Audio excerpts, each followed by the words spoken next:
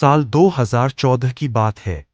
राजस्थान और हरियाणा के बीच चलने वाले एक पुराने हाईवे पर एक ट्रक ड्राइवर था जिसका नाम रमेश यादव था। रमेश करीब 12 साल से ट्रक चला रहा था और देश के अलग अलग शहरों में सामान पहुंचाता था। रात में लंबी ड्राइव करना उसके लिए आम बात थी। लेकिन एक ठंडी दिसंबर की रात उसकी जिंदगी की सबसे डरावनी रात बनने वाली थी।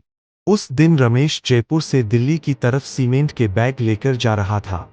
रात के करीब 2:15 हो रहे थे।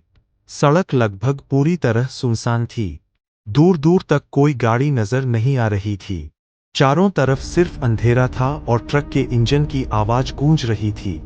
हवा भी बहुत ठंडी थी और हाईवे के दोनों तरफ घने पेड़ खड़े थे। रमेश धीरे धीरे गाड़ी चलाते हुए आगे बढ़ रहा था। लगभग 40 किलोमीटर तक उसे कोई इंसान या गाड़ी दिखाई नहीं दी। तभी अचानक उसकी हेडलाइट की रोशनी में सड़क के किनारे कुछ अजीब सा दिखाई दिया। पहले उसे लगा कि शायद कोई इंसान खड़ा है, लेकिन जैसे जैसे ट्रक करीब आया, उसका दिल धीरे धीरे तेज धड़कने लगा।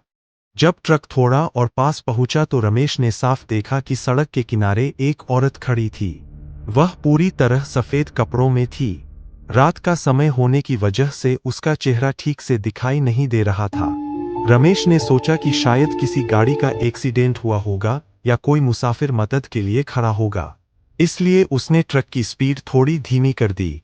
लेकिन जैसे ही ट्रक की हेडलाइट सीधे उस औरत पर पड़ी, रमेश को कुछ अजीब महसूस हुआ। वह औरत बिल्कुल भी हिल नहीं रही थी। उसके हाथ शरीर के पास सीधे लटके हुए थे और वह बस सड़क की तरफ देख रही थी। रमेश का ध्यान अचानक उसके पैरों पर गया और उसी पल उसके शरीर में जैसे सिहरन दौड़ गई। उस औरत के पैर जमीन को छू ही नहीं रहे थे। उसका पूरा शरीर जमीन से कुछ इंच ऊपर हवा में था। यह देखकर रमेश के हाथ स्टीयरिंग पर कस गए।